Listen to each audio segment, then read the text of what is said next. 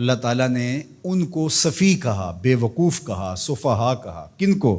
جنہوں نے پیغمبر پہ ابھی اعتراض کیا نہیں، ابھی کرنا تھا۔ رب نے ان کو بے وقوف کہا۔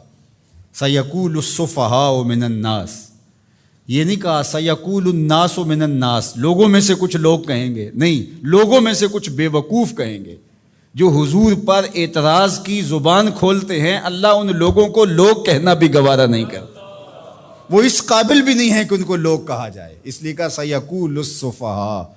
جو رسول رحمت پہ اعتراض کی زبان کھولنے والے ہیں وہ عقل مند ہو کیسے سکتے ہیں؟ اگر علم کا نور ان کے سینے میں ہوتا تو یہ حضور پر تو 100 جان سے قربان ہو جاتے، اور یہ اعتراض کی زبان کھولے بیٹھے ہیں۔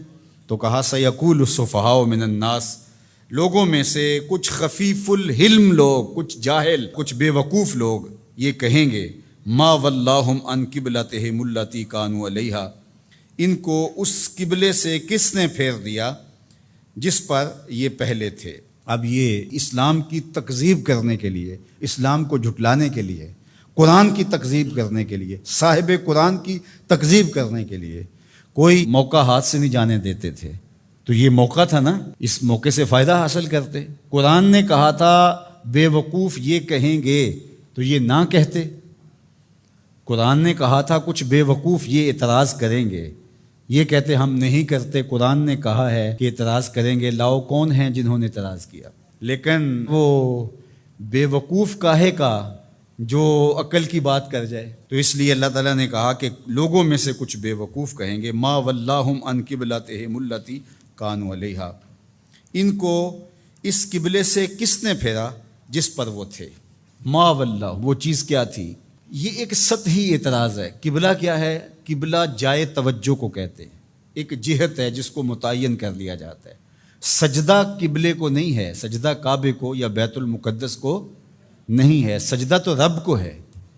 تو لوگوں کو یکسو کرنے کے لیے ایک سمت مقرر کر لی جاتی ہے اور سب ادھر رخ کر کے بیٹھ کے یکسو ہو جاتے ہیں۔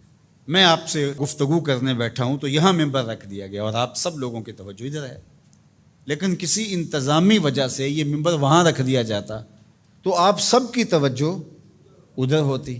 تو مقصود کیا ہے؟ مقصود تو کلام سننا ہے، گفتگو سننی ہے۔ اب یہ ممبر یہاں رکھ دیا جائے یا وہاں رکھ دیا جائے، تو اللہ جل شانہ نے سجدہ تو اپنے لیے لوگوں کو اس کا حکم دیا ہے، لیکن ایک جہت متعین کر دی تاکہ لوگ یکسو ہو جائیں۔ یہ نہیں کوئی ادھر منہ کر کے کھڑا ہو جائے، کوئی ادھر کر کے کھڑا ہو جائے، ایسا نہیں، ایک جہت متعین کر دی۔ تو جو سمجھدار ہے وہ تو اس پر اعتراض نہیں کر سکتا کہ ادھر منہ کیوں کیا اور ادھر کیوں کیا۔ وہ کون کرے گا؟ جو سطحی سوچ کا مالک ہوگا، جو صفی ہوگا، جو بے وقوف ہوگا، وہی اعتراض کرے گا۔ تو انہوں نے کہا کہ ان کو قبلے سے کس نے پھیر دیا؟ کل، اے محبوب فرما دیجئے، للہ المشرق والمغرب، مشرق بھی اللہ کا ہے، مغرب بھی اللہ کا ہے۔ یہدی من یشاء الی صراط مستقیم، وہ جس کو چاہے سیدھی راہ کی طرف ہدایت عطا کر دے۔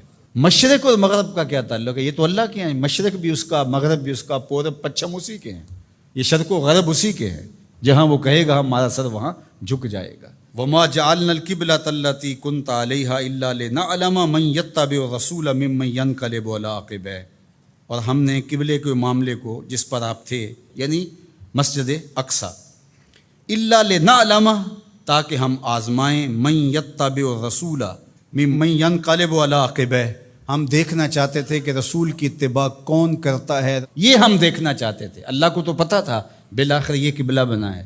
تو جب حضور مکے سے ہجرت فرما کے مدینہ تشریف لائے تو اللہ اپنے محبوب سے کہہ دیتا کہ محبوب رخ ادھر کر لو، یہ یہودی اعتراض کریں گے، تو اللہ کے محبوب رخ ادھر کر لیتے، یہ تحویل قبلہ کا واقعہ ہی روپ پذیر نہ ہوتا۔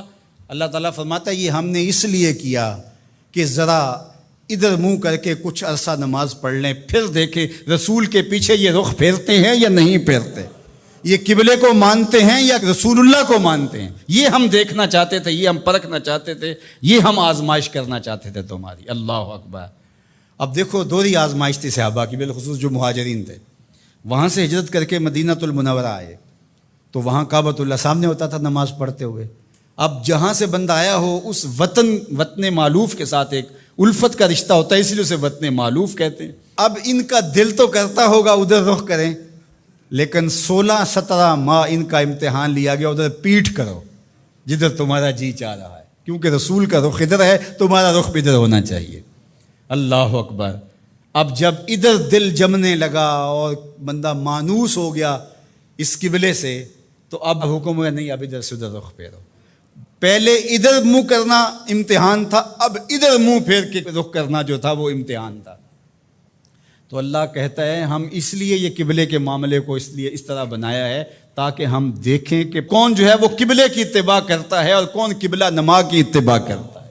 ہم یہی دیکھنا چاہتے ہیں۔ یہ بہت بھاری کام تھا، لیکن جن کو اللہ نے ہدایت دی ان کے لیے مشکل نہیں ہے۔